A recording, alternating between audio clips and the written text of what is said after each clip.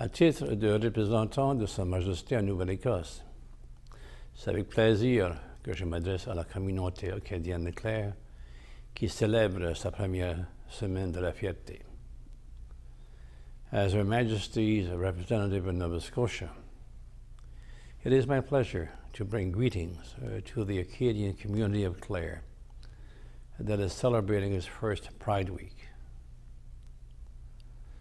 Permettez-moi d'abord de remercier toutes les personnes qui ont contribué à l'organisation de cette semaine de la fierté toute spéciale. Je sais que les exigences d'éloignement physique ont rendu votre tâche plus difficile, mais vous avez persévéré parce que vous croyez à l'importance de célébrer la diversité et de favoriser l'inclusion. Je vous félicite pour votre dévouement et votre engagement. À titre du lieutenant-gouverneur de la Nouvelle-Écosse, mon rôle le plus agréable est de mettre à l'honneur toutes les facettes de notre merveilleuse province et de ses citoyens. De cette manière, je peux souligner, entre autres, toute la gamme des identités qui composent la grande famille néo-écossaise et canadienne. Lors de mes déplacements en Nouvelle-Écosse, j'ai été ravi de constater que nos citoyens ont ouvert leur cœur et qu'ils sont réellement engagés en faveur de l'inclusion et de la diversité. C'est cette volonté d'accepter les autres, peu importe qui ils sont, qui fait de notre province et du Canada une des meilleures provinces et un des meilleurs pays. J'ai le plaisir de vous dire que notre résidence du gouverneur, que nous appelons la maison de cérémonie de tous les Néo-Écossais, est la première résidence vice-royale officielle du Commonwealth à avoir hissé le drapeau de la fierté, et ce en 2014. Depuis cette année-là, nous avons l'honneur de faire flotter chaque année le drapeau de la fierté durant la semaine de la fierté d'Halifax.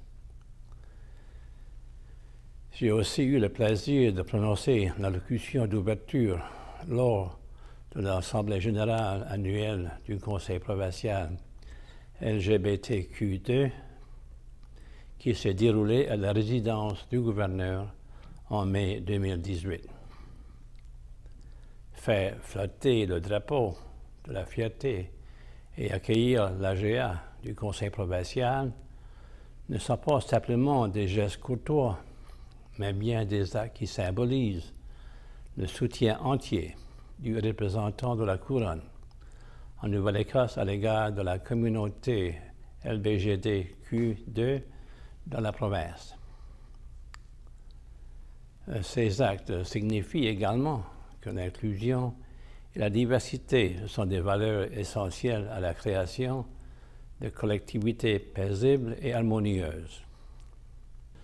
Pendant que j'étais avocat et plus tard, à titre de juge de la Cour suprême, j'ai pu observer personnellement beaucoup d'étapes dans le progrès réalisé par la communauté LGBTQ2 en vue d'obtenir une plus grande égalité avec ses concitoyens.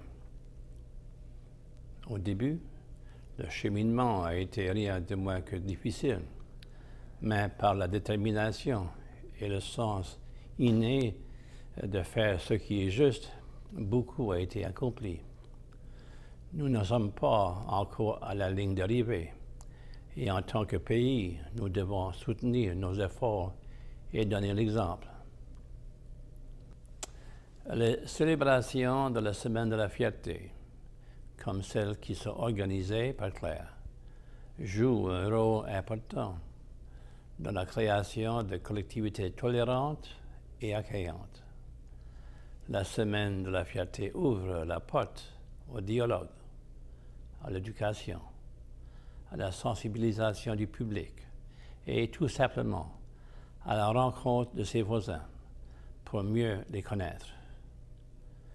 Nous en tirons alors une meilleure compréhension du besoin de favoriser la diversité et de créer des milieux accueillants et sûrs.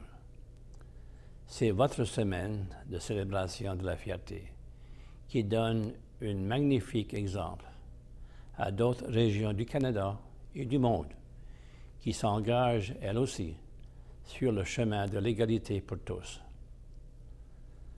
On behalf of the Queen and all Nova Scotians, I extend my best wishes for a successful Pride Week. Please allow me to conclude by saying, let's celebrate Clare Pride Week 2020, physically apart, together in heart. Au nom de la Reine et de tous les Néo-Écossais, je vous adresse mes meilleurs vœux pour une excellente semaine de la fierté. Permettez-moi de terminer en disant, fêtons la semaine de la fierté Clare 2020, loin physiquement, proche du cœur.